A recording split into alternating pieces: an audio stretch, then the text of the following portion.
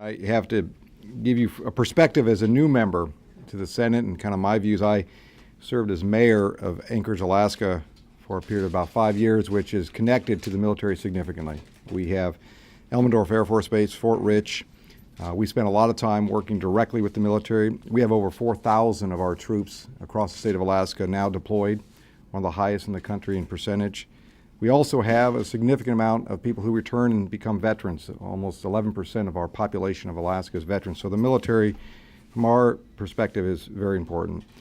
I want to emphasize, I guess, last night when I came in at 1, someone asked me, one of the reporters asked me, what's it like coming at 1 o'clock? I had to remind them, we're 4 hours back in Alaska, so it was early for me.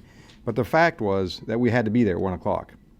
And when I decided to run for this office and serve, one of the reasons I decided to run was because I think the system here has to change. And the parlor games and the gamesmanship that was going on last night, it's another example why Americans are outraged by what's going on this important piece of legislation. It emphasizes, when you think about it, the system that we're engaged in here and trying to move forward on a very simple piece of legislation, the Defense Appropriations Act, which clearly provides the services. Senator Reid talked about all the services that are necessary. Secretary Gates and his concern, if this is not passed in time, what the impacts could be. We're fighting 2 war fronts, and it is critical that we make sure our troops have the resources, not only from a financial end personally, but also the equipment and necessary DoD backup. In this bill, also I want to emphasize, not only is it important for the troops that are on the ground and overseas, but for the families that are wondering about their troops, about their soldier, and making sure they can make their ends meet as they move forward to the end of the year and moving into the first of the year. In this bill, we have a pay raise for our military, long overdue. The House and Senate increased the amount that we thought was necessary for them. But for me, it's a very frustrating time to see this. Last night, as mentioned, Senator Durbin tried to get a very simple UC to get people to move forward on this piece of legislation. Earlier today, a press conference that was done by the minority leader made it very clear. He said, oh yeah, this will pass. Then why not just do it? Do it now for our troops, do it for this country, and move forward. And let's have the debate, and let's have the decision in regards to health care. And that's what really this is about. They're using the military, the soldiers, as pawns in this political game. That's not why I came to Washington, D.C. I came here to get business done, support our troops, do the things that are necessary to improve this economy and move this country in the right direction.